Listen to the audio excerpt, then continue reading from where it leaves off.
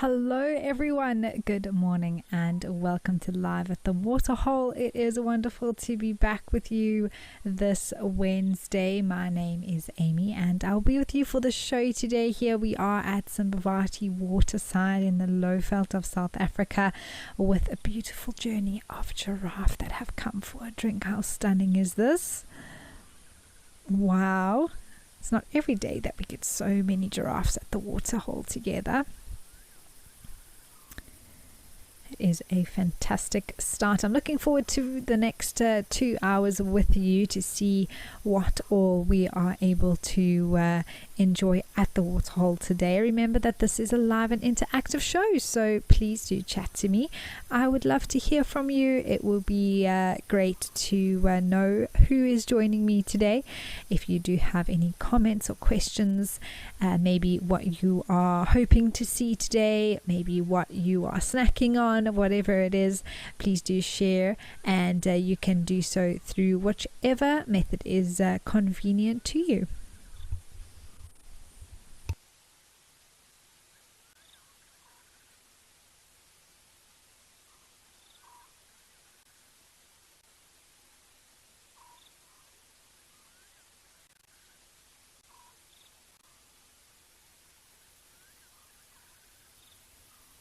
Now, yesterday we were talking about giraffes drinking and all the different styles, and you can actually see two different styles being displayed.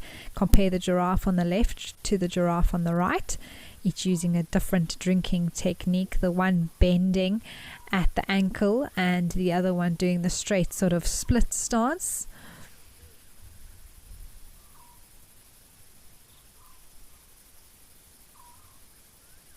At least 8 or 9 giraffe here, and a token wildebeest as well.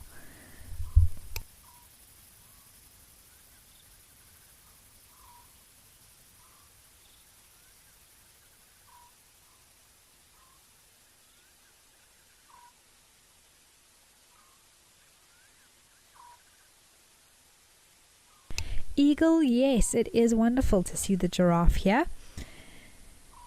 and in such number. So pretty.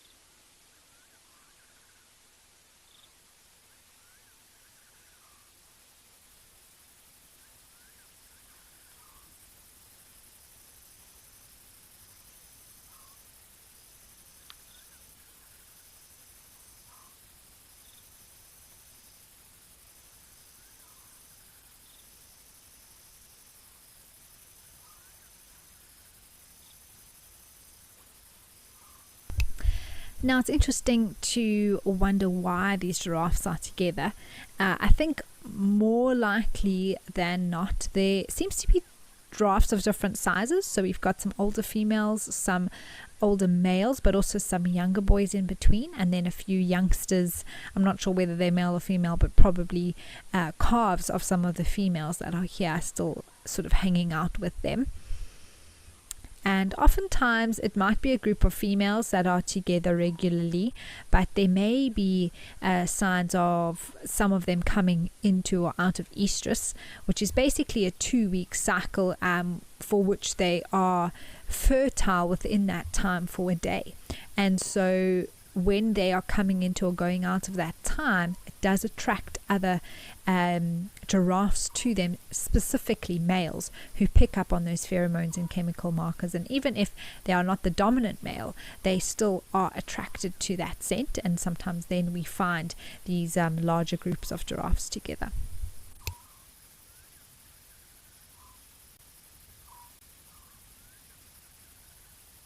Oh, well, Ray, I think I've just answered your question. The other reason that we would see larger groups together is also because of resources. So with water being limited, although giraffe are an animal that doesn't have to drink every day, they do sometimes congregate around resource. So especially in drier, more arid areas, you'll see larger groups together, and also where there might be a specific spot where the browsing is really good, or there's something delicious that they're enjoying, then you might see aggregations of them as well.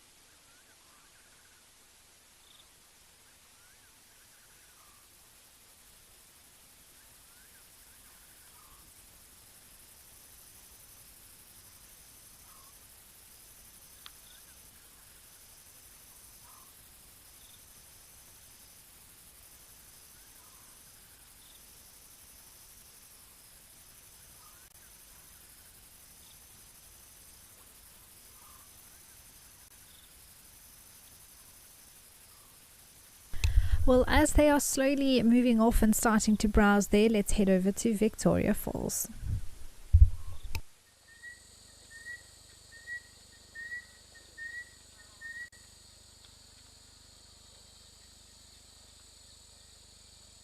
Well, here we have a marabou stork having a seat.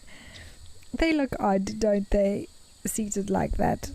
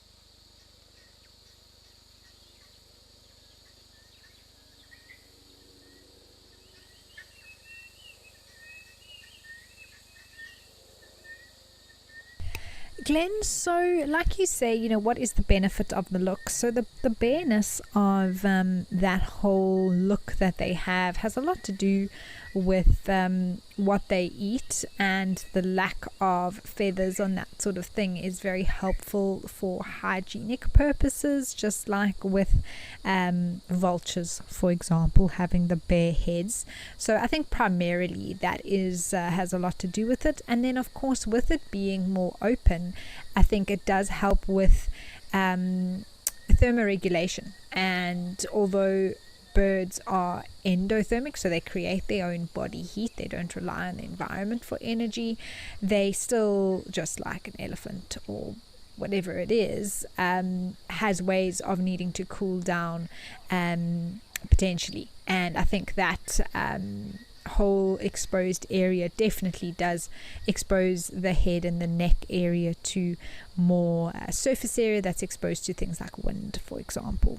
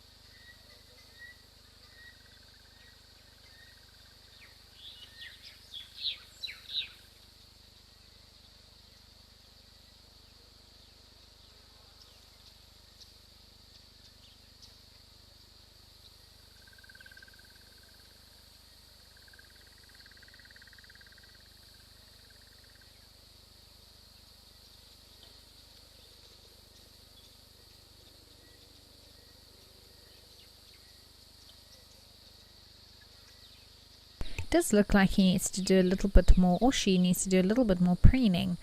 It's got a misplaced feather there on the wing. It's just begging to be plucked out. Yes, there we go. It's a little bit lower.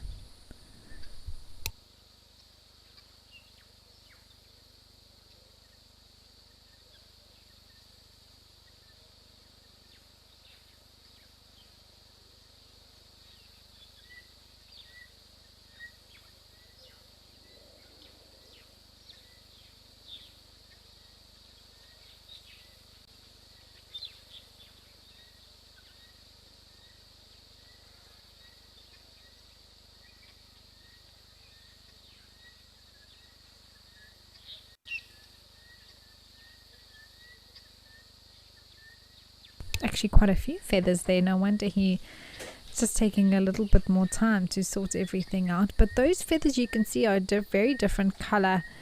And oh wow, look at that wingspan. That's very impressive. So those feathers that are popping out there are more down-like feathers, which sit closer to the bird's body and are used for trapping in things like warmth. Whereas the outer feathers, the flight feathers, they are much hardier, tougher, and more suited to waterproofing the bird, as well as, of course, for flight.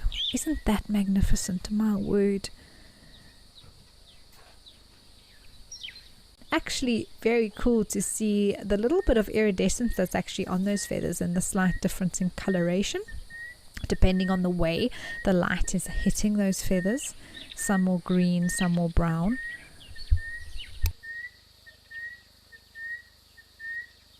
Mike, you say a hang glider with a bad hair day. That is definitely the best comment I've had all day. Thanks, Mike.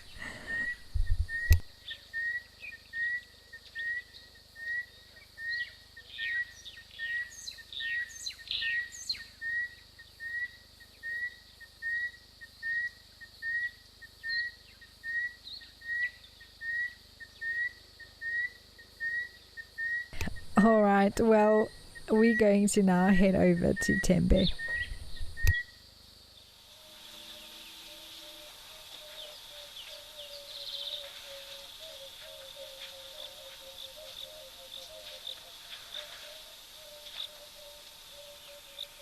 Well, it's always a beautiful scene to be here for, and the sun is shining. It looks like a beautiful day in northern KwaZulu-Natal. There are some elephants around, some impalas or nyalas. I think actually nyalas, although we do see impalas as well here. Those are definitely nyalas. I can see some of those stripes coming through.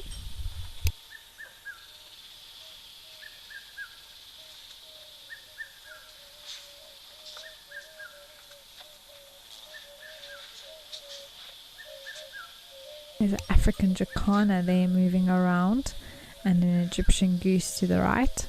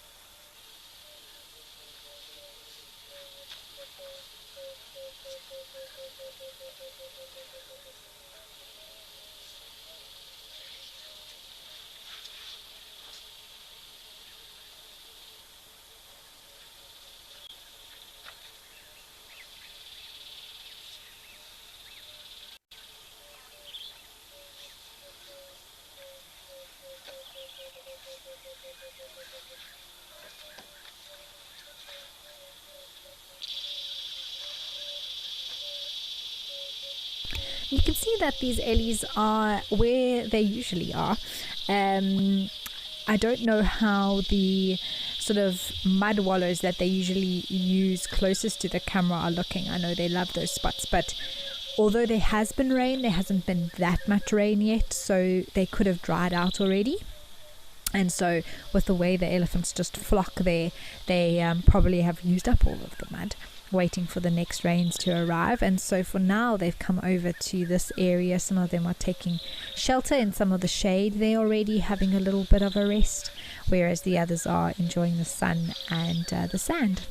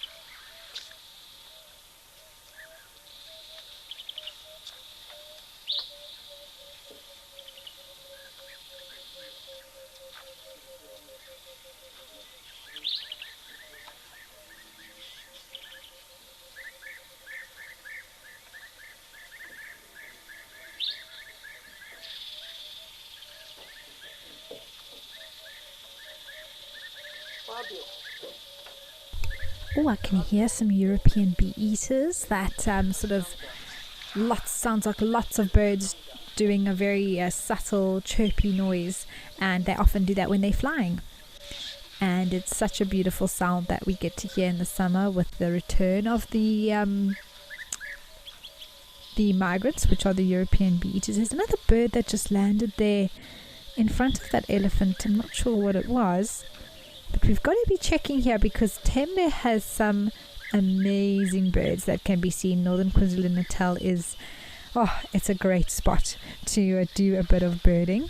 This elephant's on its way for the water. You can just see, look how it's got that little jump in its step.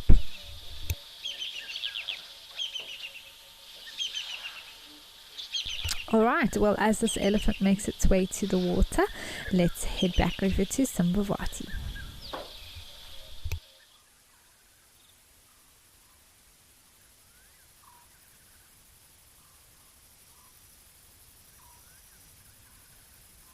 Well, there are some more elephants that have arrived. Always lovely to see them. And it looks like a mom and her little one have come to cool off a little bit.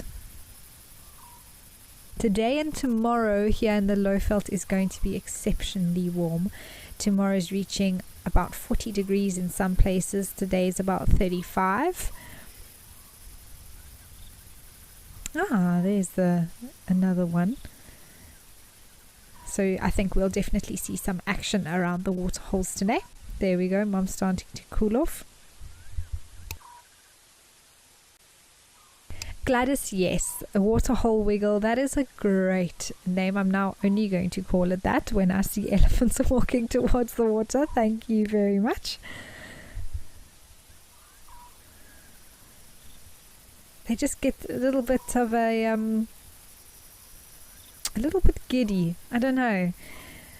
Just excited to have a bit more swagger in their step. Oh, are we going to have a pool party, everyone? Oh, I would love that.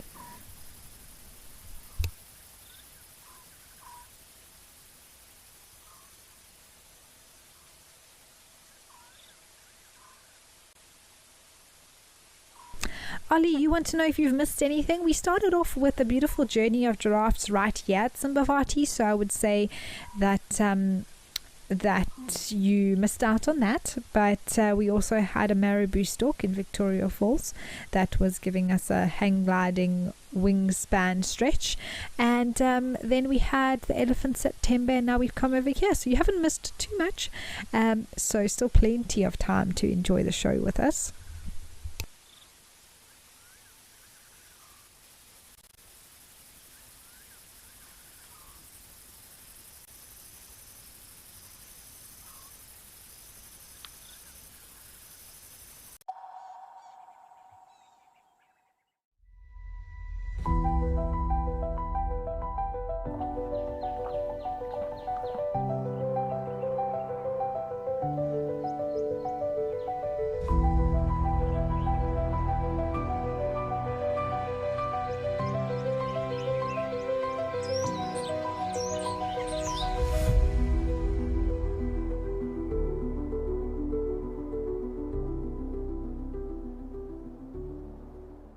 At Wild Earth, we believe every story has the power to create change.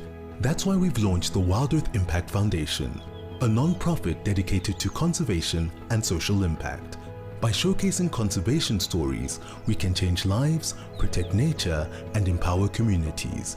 We have partnered with Empowers Africa to accept tax-deductible donations from US donors. Your donation will help fund critical programs that support our mission. Join us and be part of the change. My full name is Maxine Gaines. Most people that know me really well call me Max. I'm a mum. I have two boys. One is 16 years old and one is 14 years old. I'm a very, very proud mama of my two boys. I've just always been passionate about leopards. I'm passionate about their conservation. I'm just passionate about everything to do with leopards. I love them.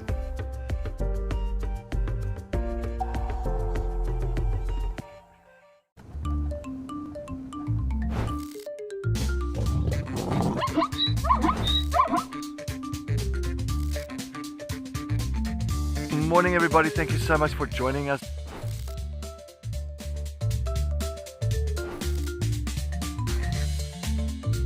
Wow, that's amazing everybody.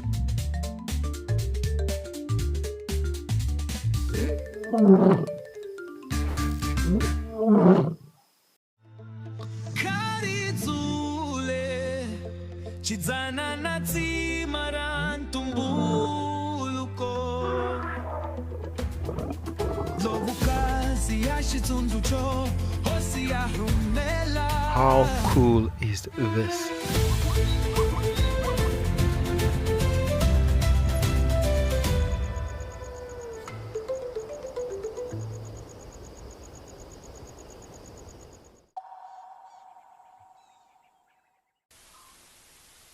Well, this is what I was hoping for, everyone. It's what we always hope for secretly, I think. And we do love elephants when they come to the water.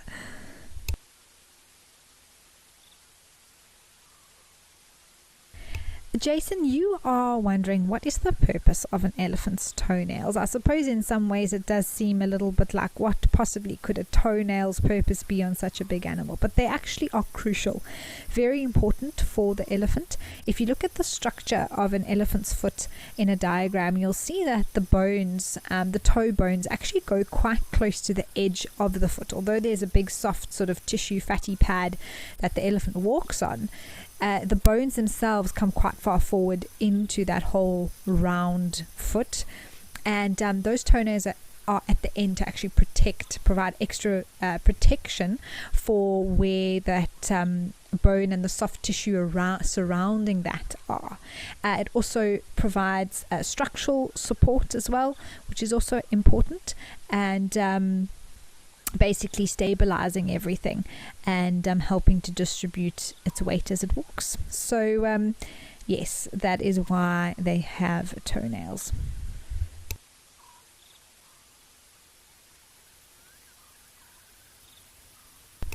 Alright, well, as these elephants head out of their pool party, let's head over to Tembe.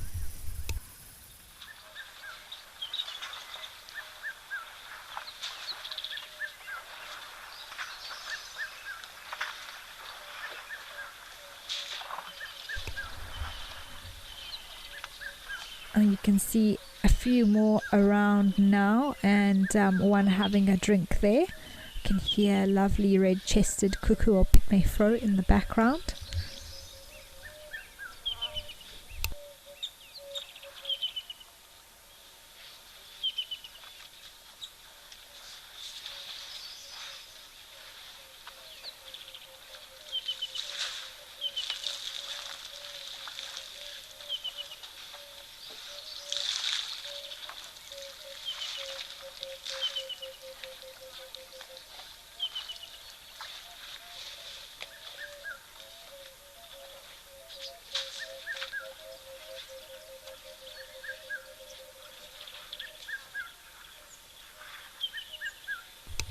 Brenda, I've seen an elephant having a nap in the water. Well, as much as a nap as elephants have. I think it was actually on this show at one of the Namibian locations. This elephant was just like having a snooze in the water. Of course, you know, to be safe, they wouldn't be sort of lying on their side or anything like that. They would need to have their nose up to breathe. But yes, I have seen them have a little bit of a switch off, just sort of sometimes standing, sometimes sitting in the water, closing their eyes slowly, having a bit of a snooze.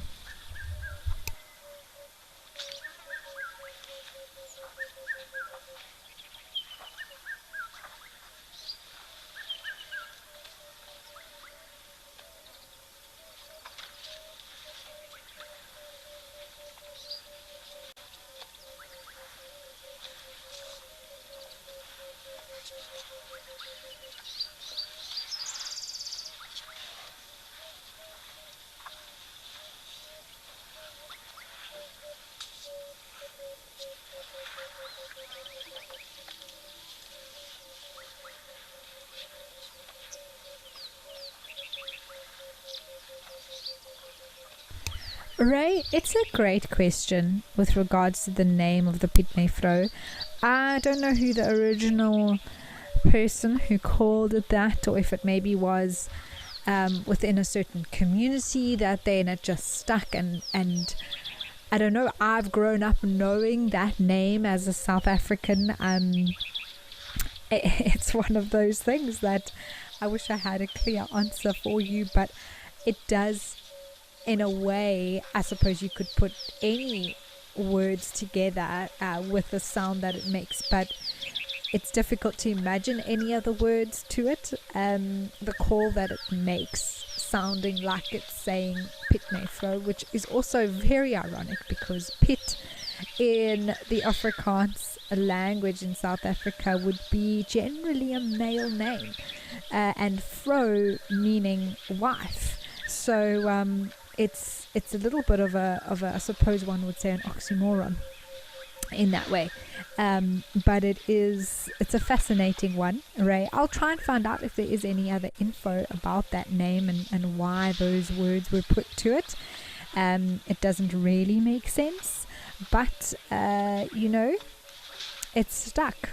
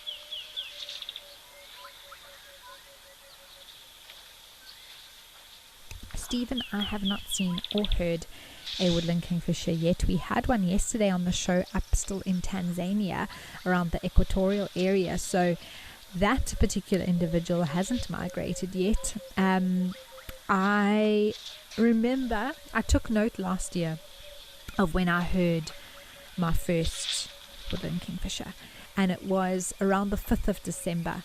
I remember it was early December, and I was like, oh wow, that is the first time I'm hearing a woodland kingfisher in the Lowveld at least, which is actually very late compared to the cuckoos and other birds, summer birds that we hear in the area. So I am definitely making note of it. I'm heading into the Kruger from the weekend, and I'm further south, and I'm going to definitely see a few different areas, and who knows, maybe then I'll be able to take note of the first ones that are back.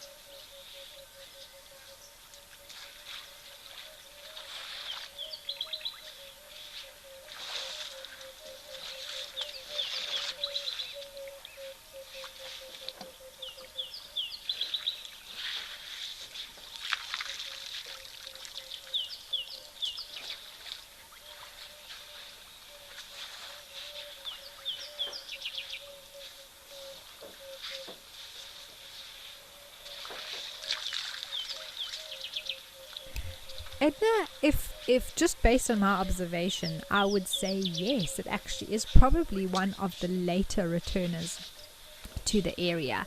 I mean, of course, everyone has a different experience based on where they are within the regions where migrants return to, but of all of the birds that do return, I would say that the woodlands are some of the later ones, but then at the same time, some of the migrants that we'll only see in January, potentially when the big rains come and you've got these massive sort of overnight fresh pools of water, and then you've got things like dwarf bitters and striped crakes and things like that popping up overnight, and so that's much later on in the summer.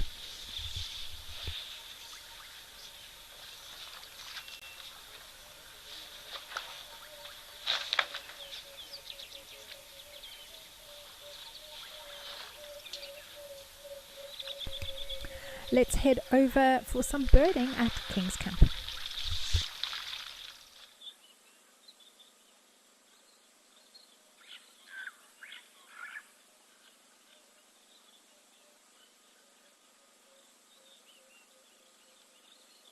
Wow, look at this. We've got a green-backed heron that's on the hunt. Oh wow, good job. Excellent. Perfect timing, everyone. Well done. So sneaky. Getting nice and low, making that movement that it has to make right at the end as quick and short as possible.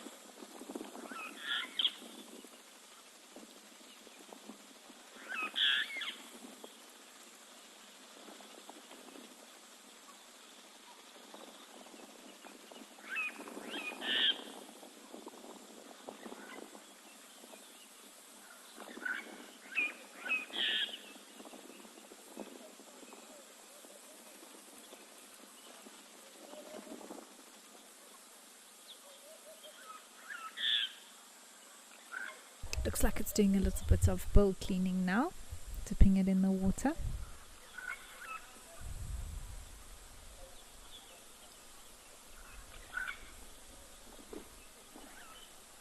Now it's interesting, the green-backed heron, as with many herons, they do tuck their necks away, so it almost looks like they're neckless. But, and that's necklace, L-E-S-S, not necklace like what you wear around your neck. But they actually have a very long neck in proportion to their body length, and you often only see it for a split second when they go for something, like in these moments, depending how far it is their prey item that they're looking for. And so lots of insects will actually fall into the water, or sometimes you do have aquatic invertebrates, and that's all that it's looking for.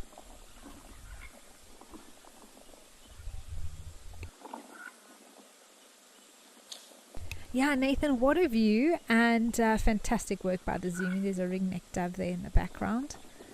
Ooh, quick. It's always difficult with birds. You never quite know how fast they're going to move. But the Zoomy is doing a fantastic job.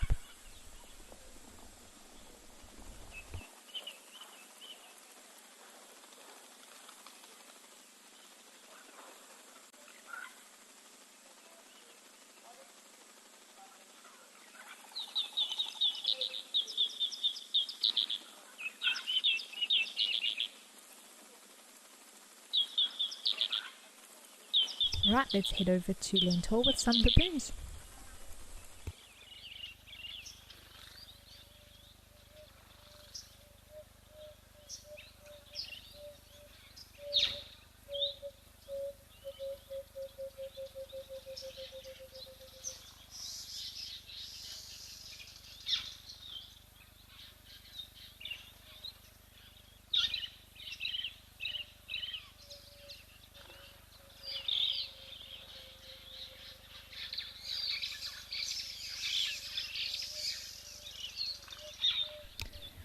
Well, as these baboons move off, we are going to head over to some vultures.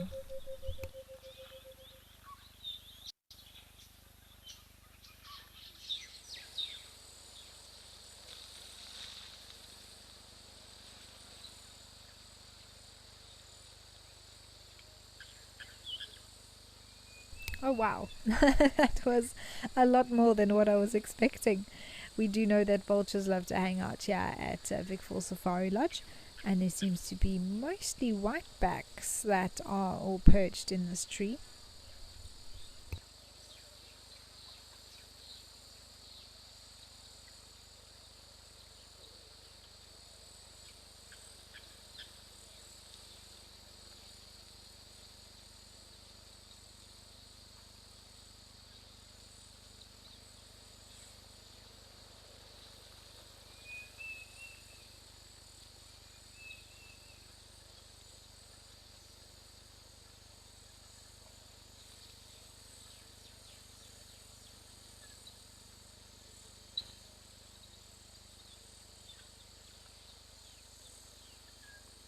Now, usually when vultures perch in trees, they tend to choose ones that are completely bare.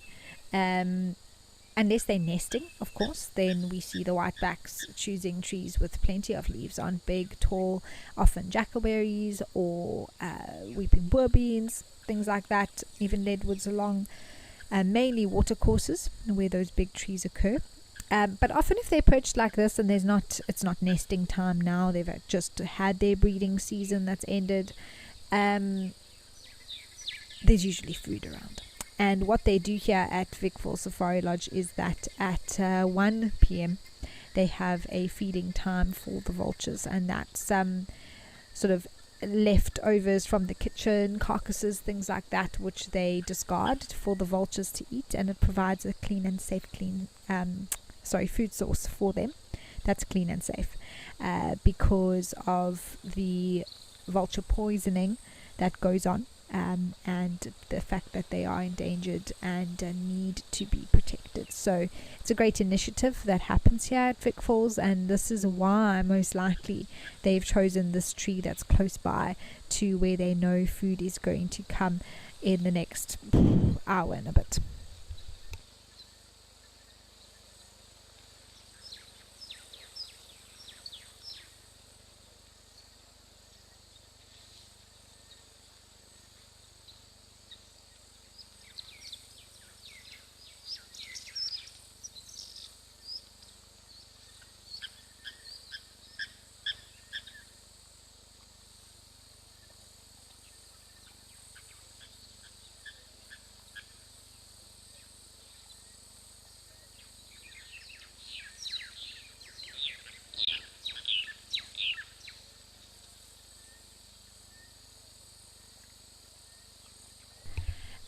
Vega, you want to know if whiteback vultures could eat a whole warthog in one sitting, or do they just nibble?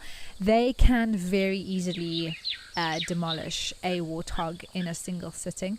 It always astounds me how quickly vultures can make very light work of a carcass. Of course, the bigger it is, the longer it takes. But something like a warthog, it is quite big, but small enough for them to be able to, especially if there's a large number of them, they can finish an impala carcass, warthog carcass off probably in an hour or so. It would just be bones remaining.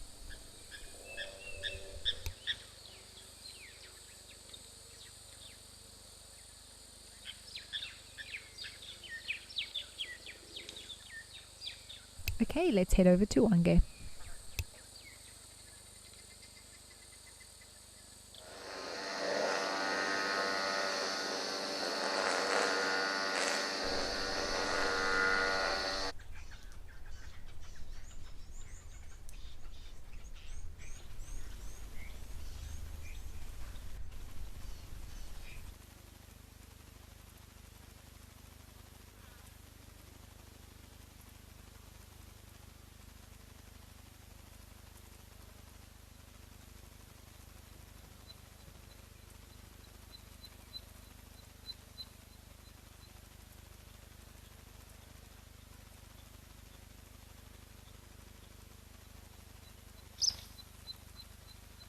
Well, unfortunately, we couldn't stay there for too long, but we've come over to some beautiful rhinos here at Founders, and how lovely to see them.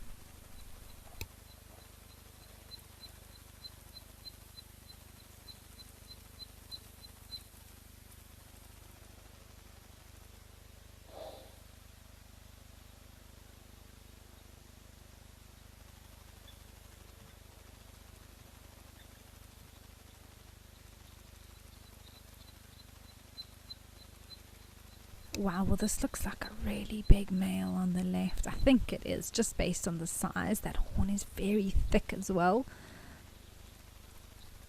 I wonder what his plan is, if he's going to come to the water or not.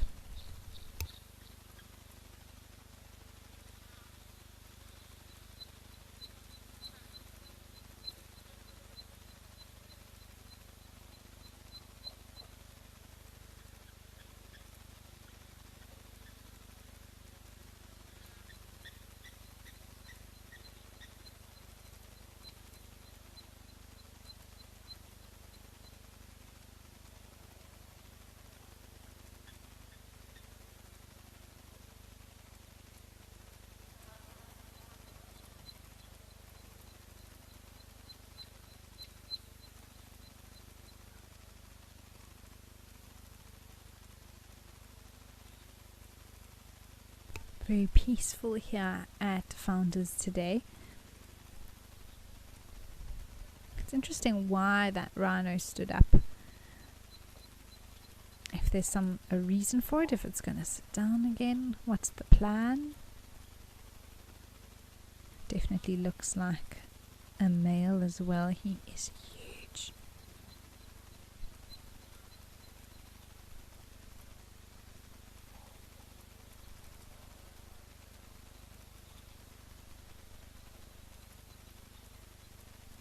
Sarah, I am going to the Kruger on holiday.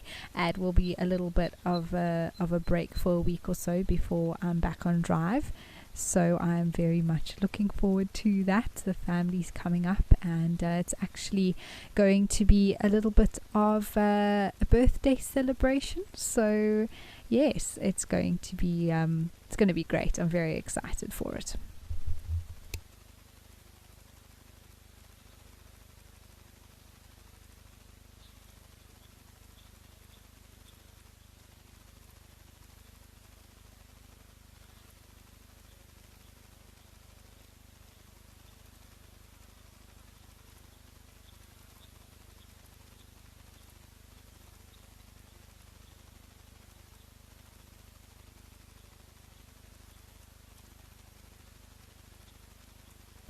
Simba, hello. Thank you for your question. It is something that is true, and the trimming of rhino horns definitely does have an effect on them. We can't say that, trimming them has no effect and the rhinos are perfectly fine.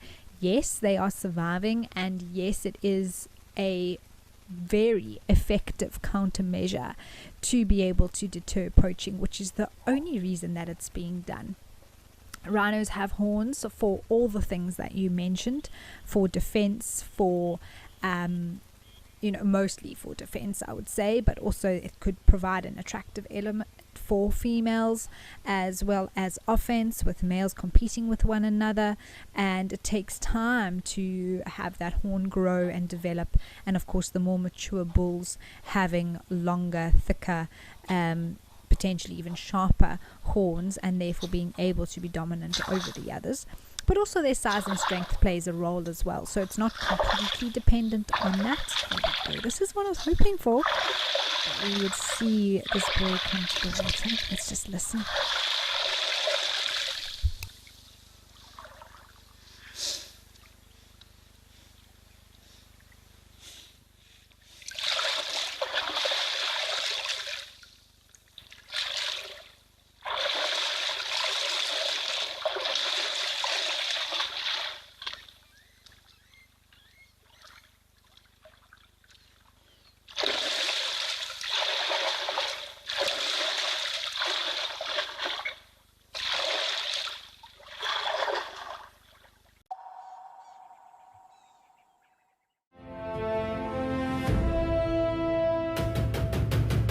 Oh, yes, there's a leopard. I've got a leopard here. My name is Cedric, and behind the camera with me we've got Muscles and Paul. Well, it is Feline Friday.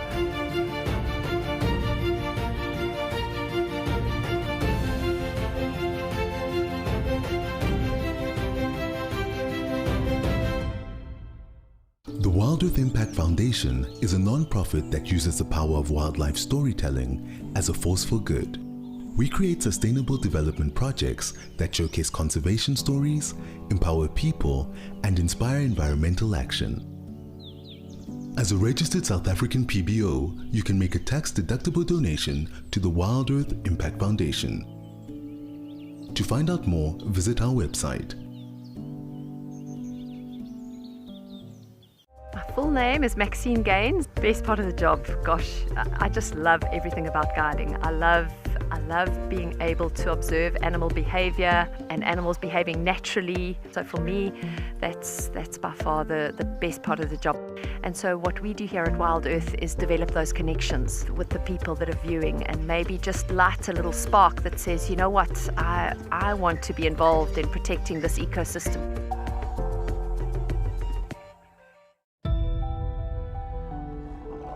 This is brilliant. Ria, you say the best kind of roadblock? Absolutely. Look at this. Hello, girls.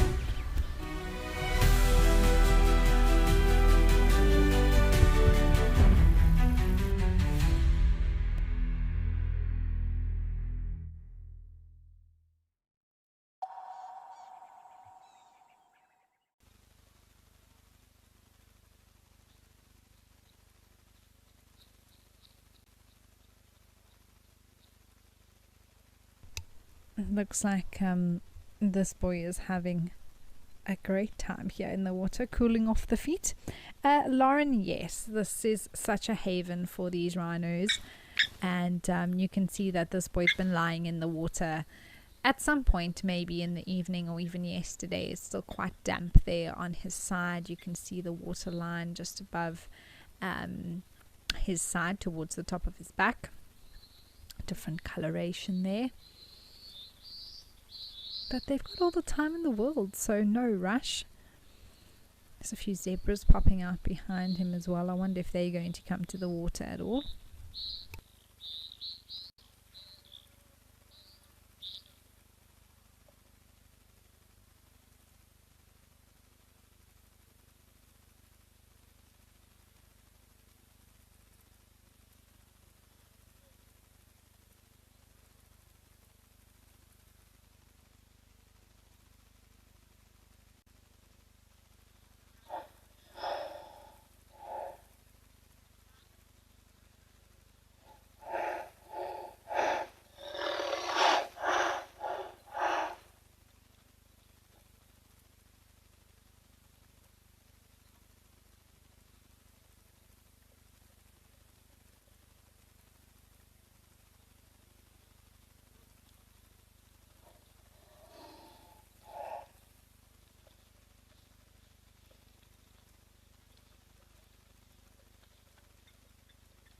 Sarah, I think they're very, very, very well protected. I think that this spot where they come to is just popular because it's a waterhole. I don't know how many waterholes there are on Founders in terms of distribution and therefore where rhinos would head to. I don't know what the population is.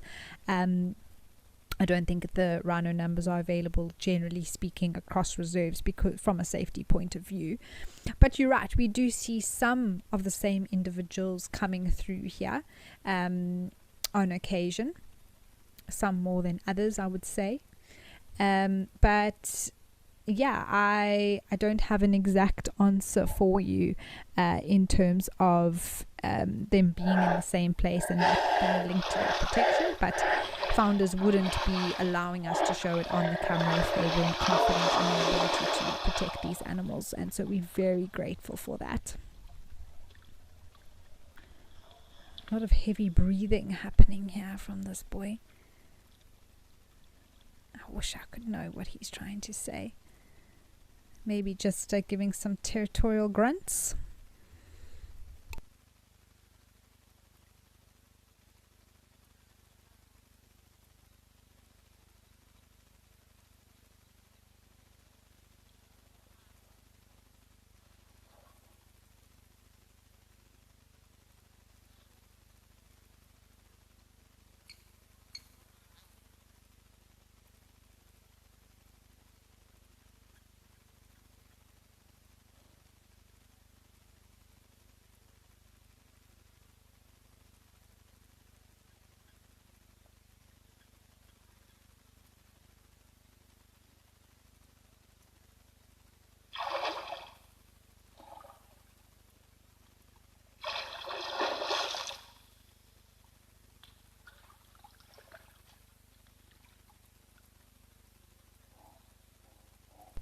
Alright, well, from this rhino, we're going to head over to Jack's pan.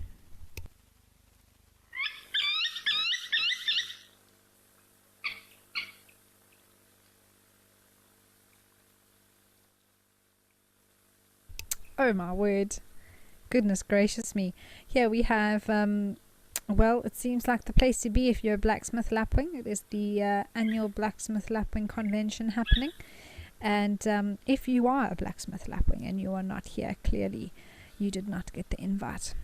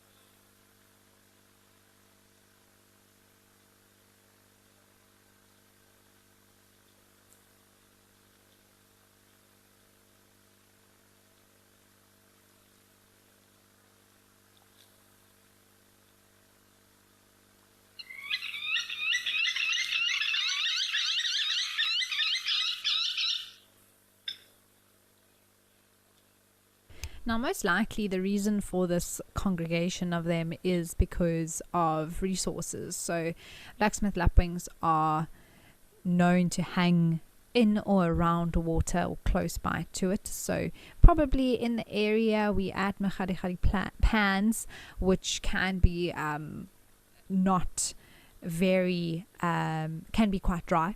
Let me put it that way. Although, of course, there is water that comes, as you can see. And so the concentration of these birds tends to be in certain spots where they hang out.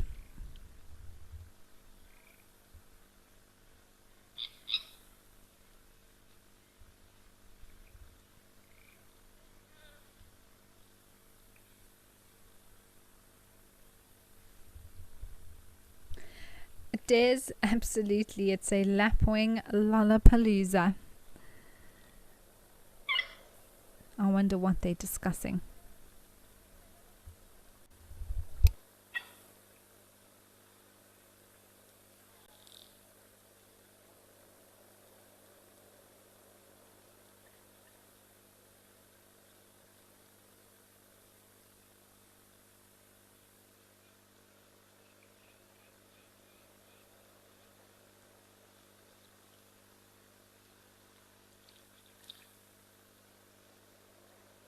Yeah, Thea, I've noticed that as well. It would actually make such a beautiful photograph if one was able to take it with their spacing. And I think that's just almost like each one has their personal space bubble, and it's all the same for each bird. So they're all keeping that similar distance from one another.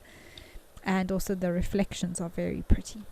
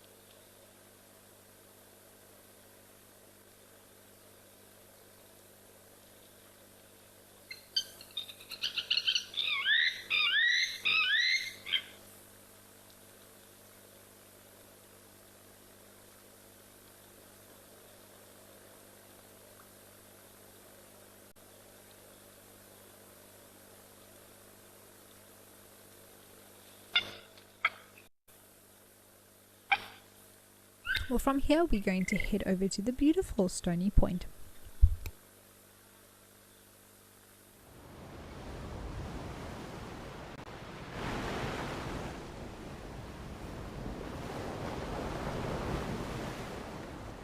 Oh wow, here we have an agama, and we're all the way down in the Western Cape of South Africa now, and near to the lovely coastal town of Betty's Bay.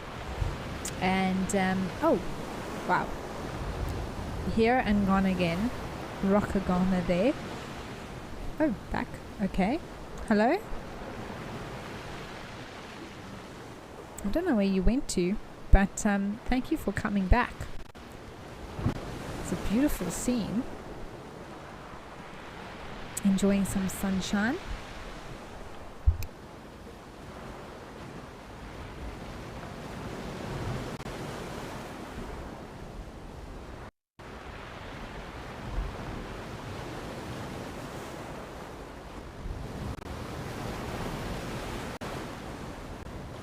This is most likely the southern rock agama that we're seeing here now. Not quite, I would say, as bright as the other agamas we saw, particularly in Tanzania the other day, the Spider-Man. Very, very bright. Also the Kenyan rock agama, but still pretty blue that it does show with its coloration.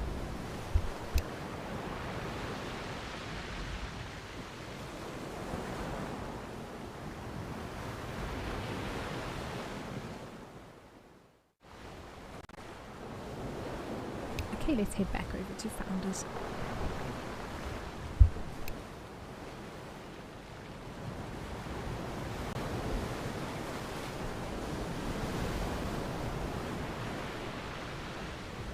Okay, apparently we're waiting here because, oh, there we go, we've got a little friend that's coming to say hello. Oh, it's very cute, everybody. I think this is a little baby, not too small, but very young. That was very cute. What a beautiful day here in the Cape, my word. Look at the ocean. Alright, well, it has disappeared now, but I'm glad we got to share it with you. Let's head back over to Founders.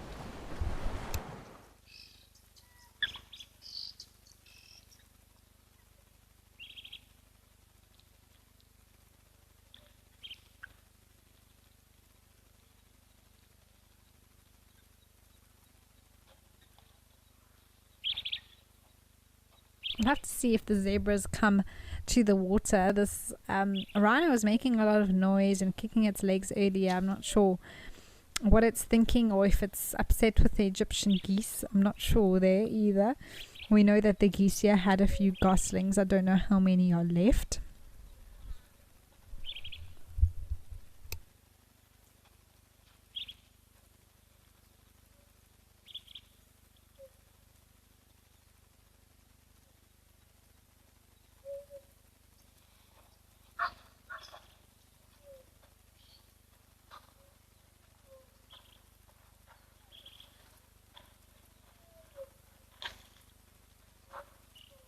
Oh, some other rhinos on approach to the water.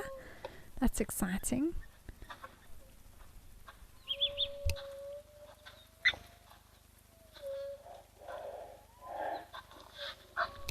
Raw, so it's a fascinating question. Thank you for asking it. You want to know, why do elephants have to feed continually to, get enough calories to maintain their body functions, but rhinos and hippos don't need to? Well, quite simply, raw elephants are just a lot bigger. Triple to quadruple the size, actually, of hippos and rhinos. So they just do need to consume way more vegetation and calories to maintain their body functions to survive, whereas rhinos and hippos don't have that same pressure in terms of how much they need to get in a day. So for them, their feeding time would naturally be less.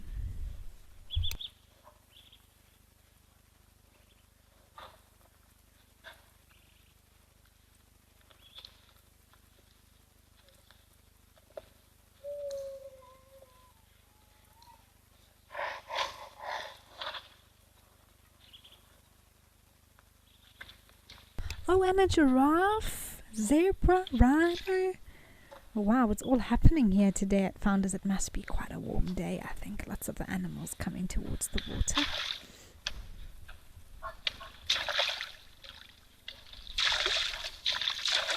Clearly it's a little bit crowded, Mr. Giraffe. You might have to wait a second for a gap.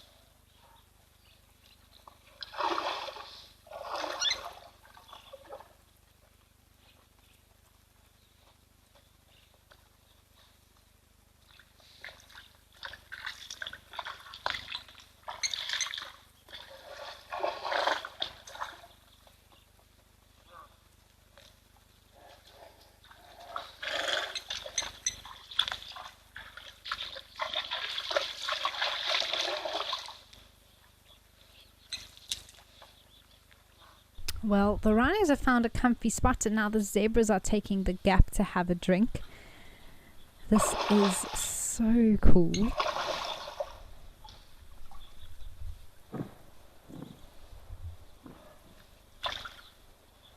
Lesedi, interesting question. You want to know, how come rhino tusks grow back but elephant tusks don't? So Lesedi, when it comes to rhinos, what we're seeing there on the face, those protrusions, we call them horns and not tusks, because tusks are a dentine structure. So in other words, it comes from the mouth and is actually a modified tooth. Whereas with the rhino, it's a horn that's actually protrudes from the face, and it is made of keratin, so completely two different substances as well, which is why there's a differentiation within the names, and that is also why it regrows, because it is simply hardened hair, and hair, like on us as humans as well, it grows back. Our fingernails grow, and so does a rhino horn. Whereas with a elephant's tusk or tooth, you can imagine if you chip your tooth, it's not growing back. It's going to be chipped. You have to go to the dentist and get it filled in, and it would be exactly the same for an elephant.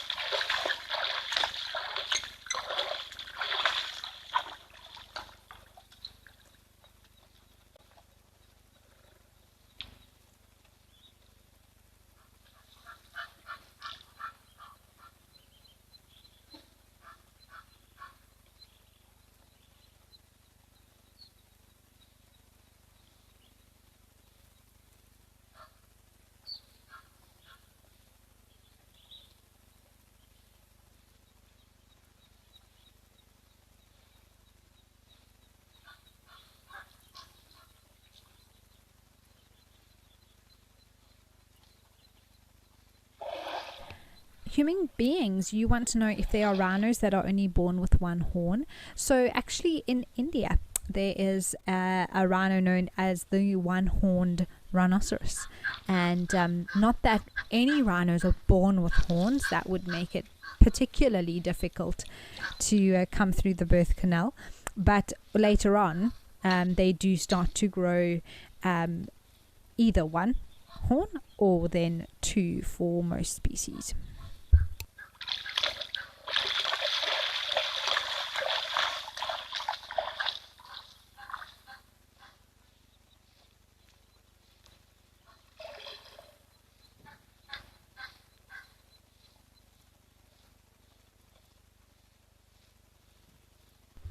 Okay, well, this has been a treat here at Tau. We're going to head over and say hello to Tau.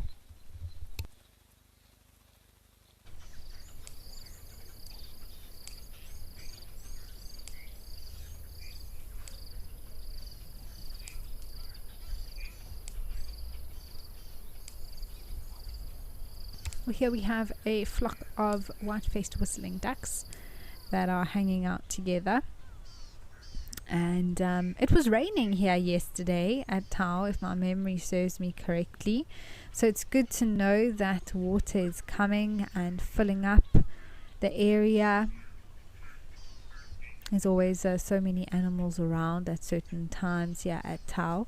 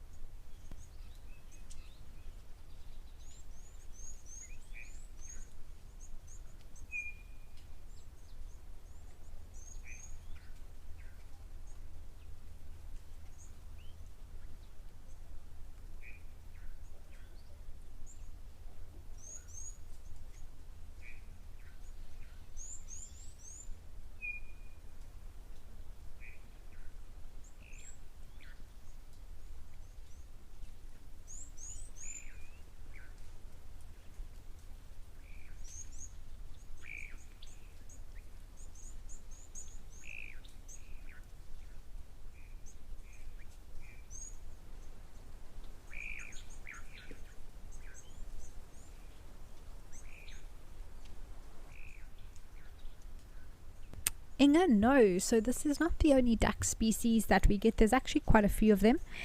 We've also got the fulvous whistling duck, which is a cousin to the white-faced. And then things like the African black duck, the yellow-billed duck, for example, the makoa as well. So there are a few different duck species in South Africa. Oh, you can see a waterbuck and some impala as well.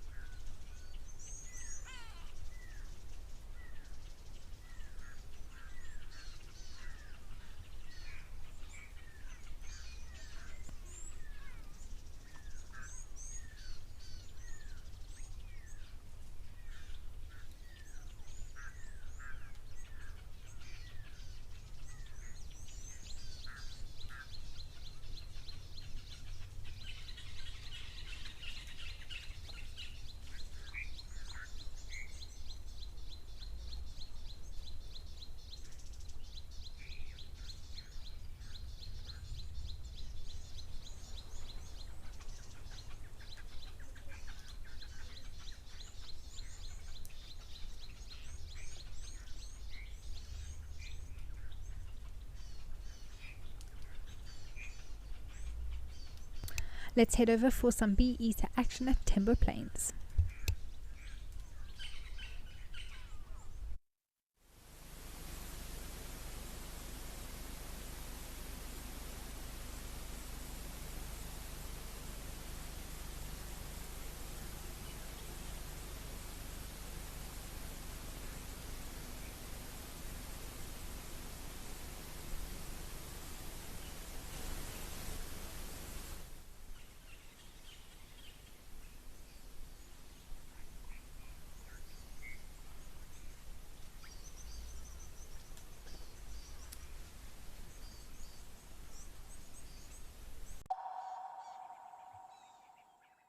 I'm Ralph, and I'm taking you to Sibuya Game Reserve, which is one of the only game reserves in Southern Africa accessed only by boat. We'll stay at the luxury forest camp overlooking the Kariga River with an abundance of bird life and animals grazing on the opposite bank.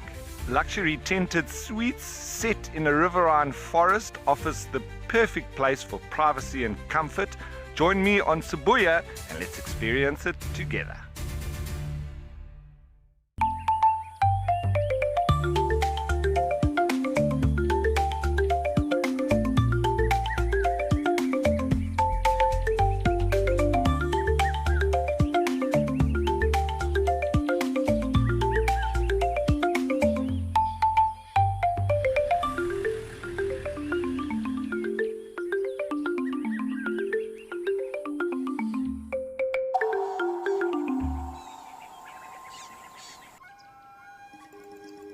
Do you want to know why impala are the most common antelope we find here in the Kruger National Park? You can ask me questions like this in real time. Our safaris are live and interactive here in the heart of Africa. Join me on Safari Live. Connect with nature.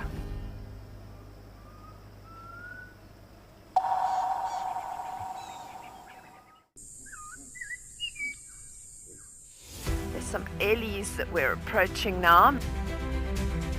The light on her as well is absolutely gorgeous.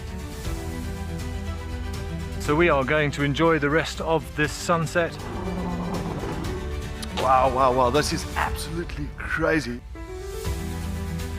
And thank you for joining us. For myself and Cam, we will see you next time.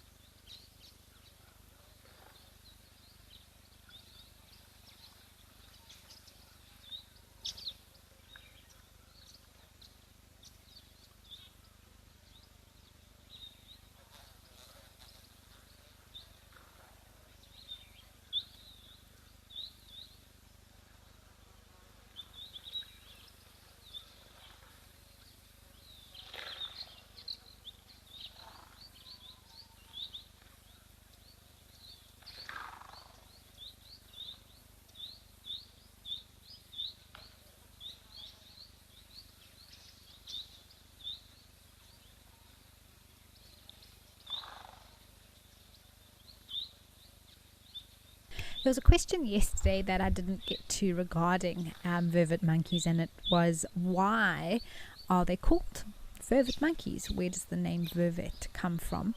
And actually, the origin of the word vervet is the word French in origin that means green.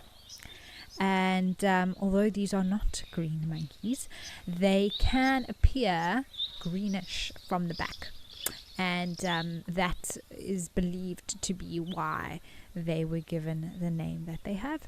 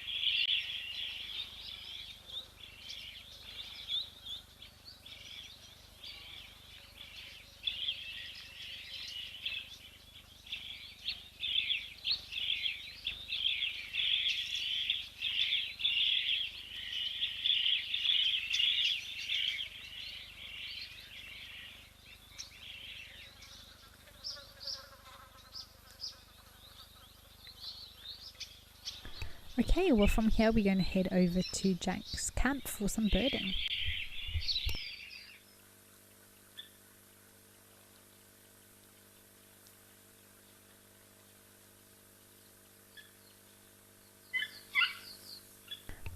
Ooh, interesting. Gonna have to double check. This might be a juvenile green-backed heron. Does look like it's got the same posture as the one we were looking at earlier.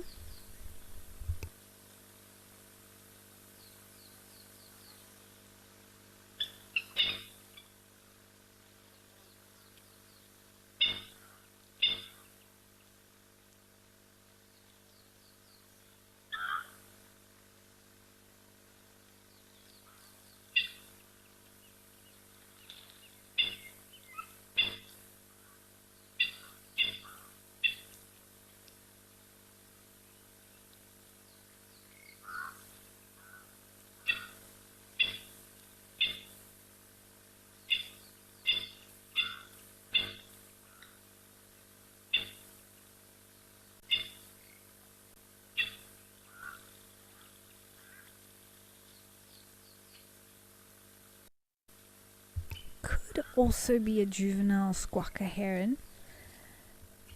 Just the colouring isn't, it's not as yellow around the face. But it is a little bit lighter, I would say, than the juvenile greenbacks that I'm used to seeing. But at the same time, when it comes to juvenile plumage, you can never rule anything out really. Can be quite variable.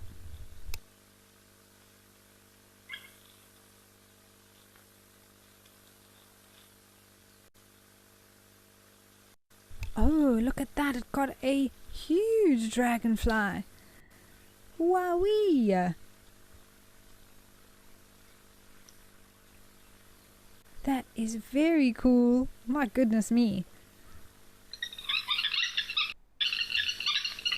That is a real meal. Already gone. But well done, heron. You may be a youngster, but you know exactly what you're doing.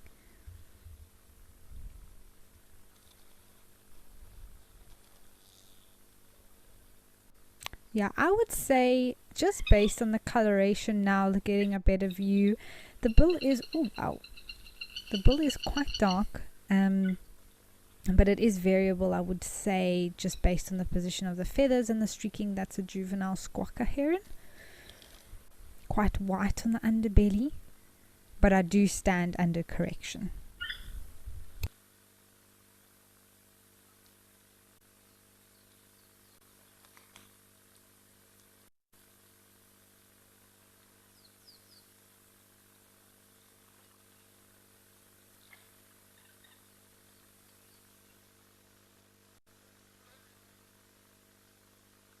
Oh wow, it is on the move. Also with the squawkos, you've got the, oh, it got something again, another one. Wowee. It is seriously doing its hunting. The squawkos have those elongated feathers that come over the back of the head. Now the juveniles don't quite have that, but you can see that there is a little bit of extra plumage that is starting to grow there. No wonder they have to move so quickly. This is the ideal spot to catch dragonflies, my word.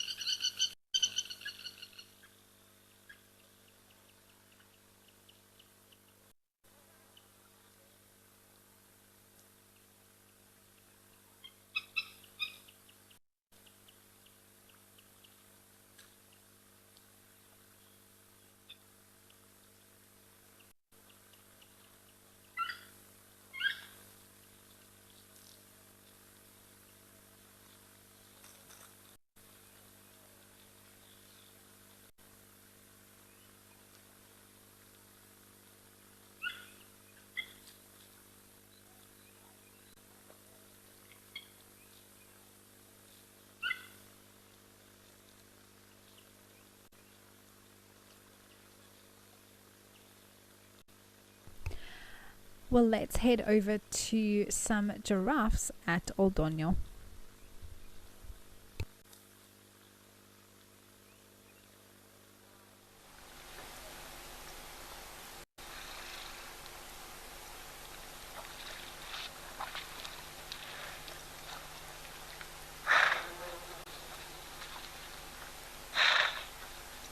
Well, here we are. We started off with the journey of giraffe, and now we have a few more here coming to drink. You can hear a little bit of, I suppose, more of a cough there that one was making.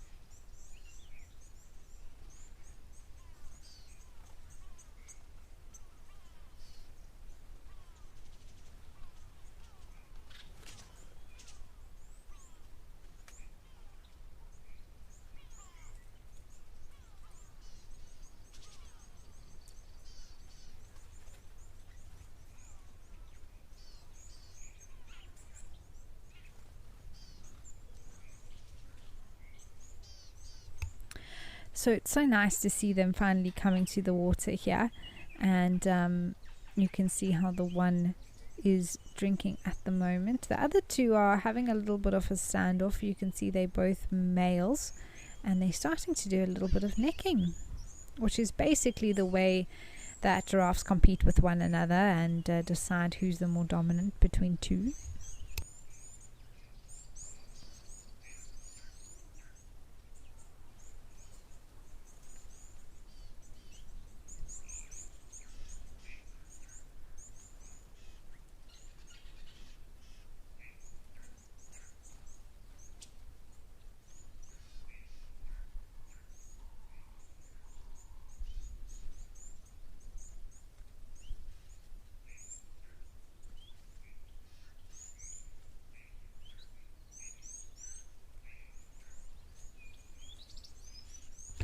Oh, lovely. Let's head over to some beautiful wildebeest.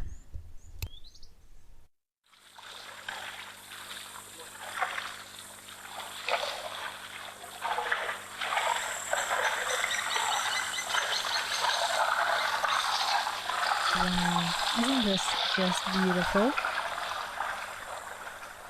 And you can see the bit of water and the big open area around here, and of course some blue wildebeest.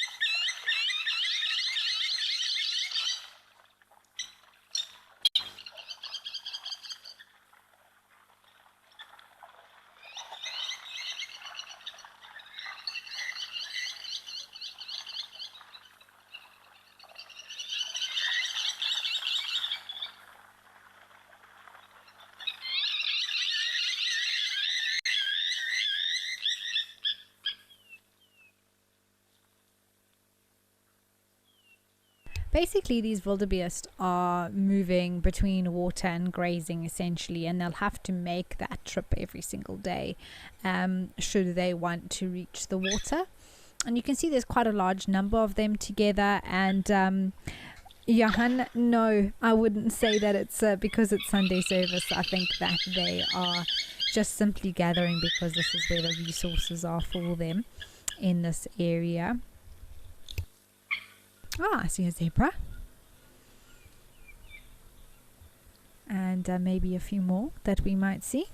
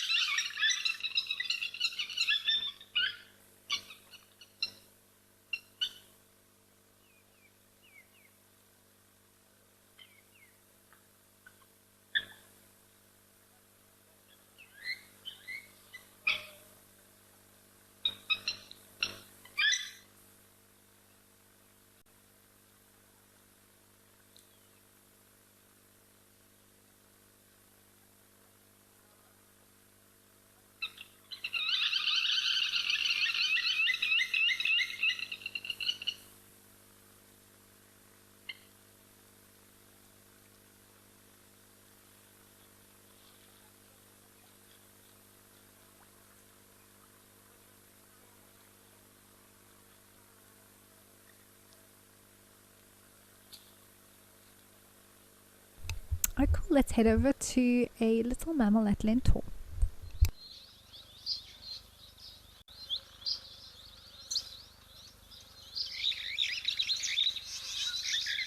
Well, here we have the unstriped ground squirrel having a drink.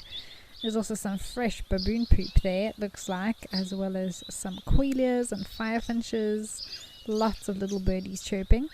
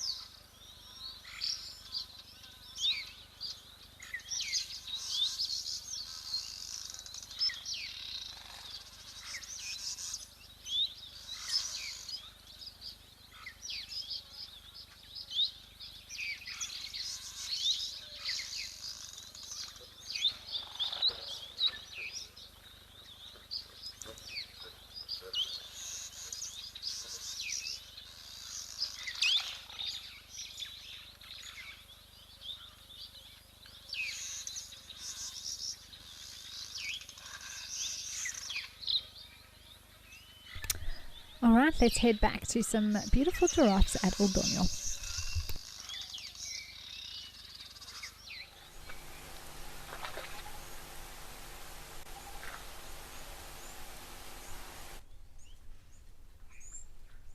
Nice to know they are still here.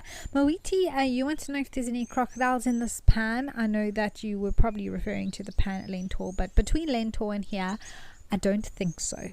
Just because we haven't seen them. They are quite small bodies of water. We've also seen animals move through the water if there was a croc in there, even if it was a little one, which could survive quite easily in water like this. It would be disturbed and move around, or at least be sunning itself at some point on the banks and things like that. So because of the high level of activity and movement in the water, it just doesn't suit a croc too well, especially the sized croc that would be able to survive in a pool or a pan of this size, whether here at Lentor would it would be, I mean, if it was desperate, you've got to, if you find water where water's available, but for the most part I don't think that there are crocs present at the moment.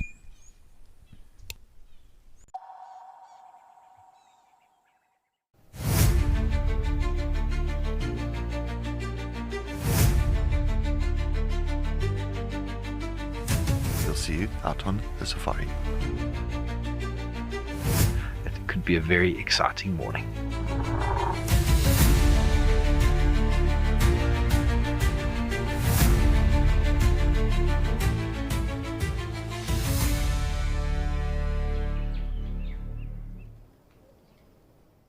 At Wild Earth, we believe every story has the power to create change. That's why we've launched the Wild Earth Impact Foundation, a non-profit dedicated to conservation and social impact. By showcasing conservation stories, we can change lives, protect nature, and empower communities. We have partnered with Empowers Africa to accept tax-deductible donations from US donors. Your donation will help fund critical programs that support our mission. Join us and be part of the change. Would you like to know the difference between a male and a female wildebeest? You can ask me questions like this in real time. Our safaris are live and interactive here in the heart of Africa.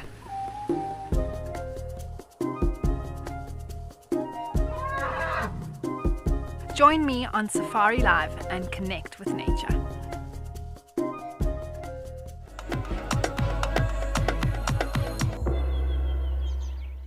Join our expert guides at dawn for a live, immersive safari as the bush comes to life. Found ourselves a chameleon, and look how he's changed color. Every sunrise brings new discoveries. Pound for pound, a leopard is one of the strongest cats around. Ask questions, share your thoughts, and connect with nature, live and in real time. Great excitement, great happiness. Start your day with adventure. Every month, something wild lands in your inbox. From rare sightings and behind-the-scenes secrets to expert stories, seasonal changes, and exclusive travel opportunities, the Wild Earth Journal is your free monthly mailer, packed with the magic of the wild straight from the field. It's fun, it's free, it's full of surprises. Sign up now on the Wild Earth website.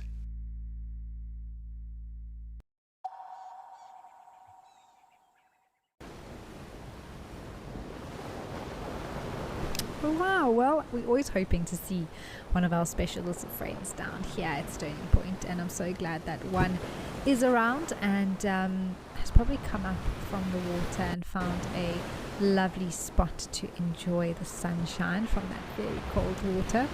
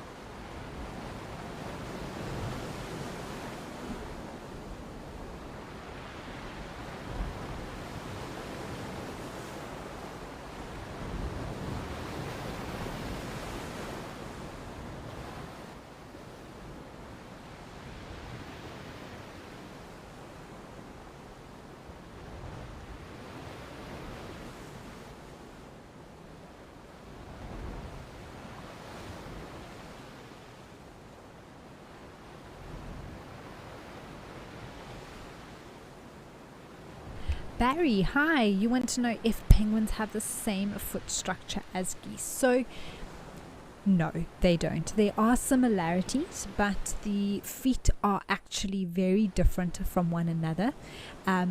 For a penguin, their whole foot and the structure thereof is highly specialized for their flightless existence, whereas with geese they can fly and they perch on different terrains and are quite mobile around up and down and flying, as well as on water and maneuvering. Whereas with penguins, they are very specialized for swimming underwater. You know, the way that they use their feet as sort of rudders as well, not just for webbing, which is just really for almost like a flipper to push the water and move seamlessly on top of the water, which is more what goose or geese use their feet for. And also, of course, that leads to the penguins having a very particular type of walk. They have a lot shorter leg as well than compared to that of geese. And so although there are some similarities, they are actually very different.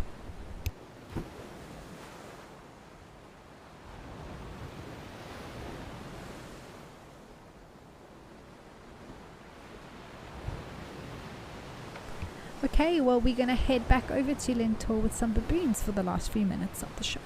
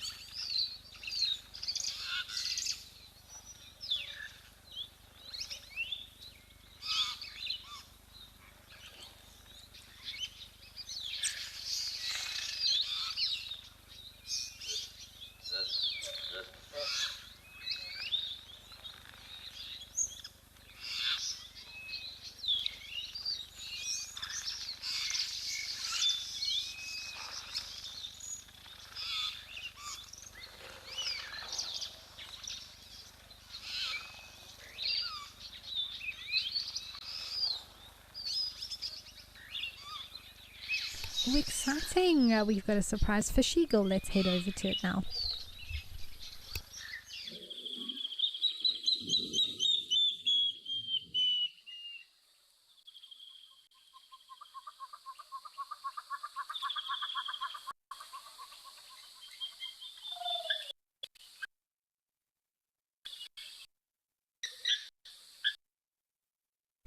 Wow, this is beautiful. This isn't something that we get to see all the time. I'm so glad we've have it for the last few minutes.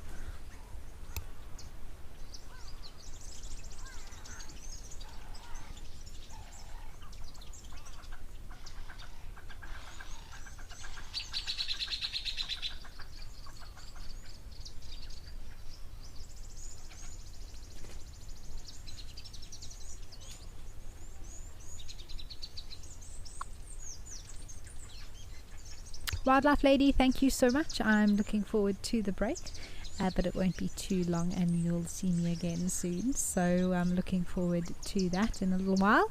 But it's been a great show with you all today. It's flown by. My goodness me, we've had a lot to look at, lots of action. I think the heat has brought out many of the animals, including this beautiful fish eagle that's perched here at Camelthorne.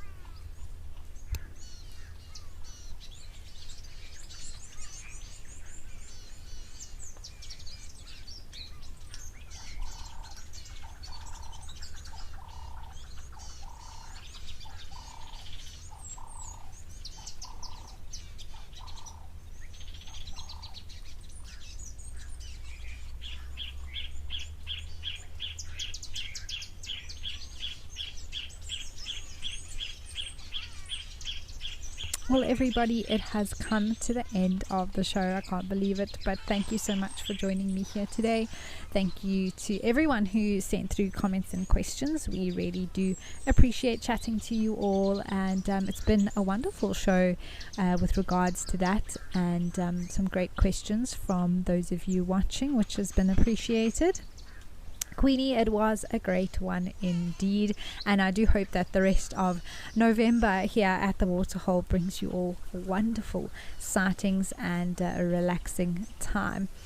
But from myself and the team here, it is time to wish you well, and remember that we will be live again on Drive later on today. Alright everyone, from me it's goodbye, keep well.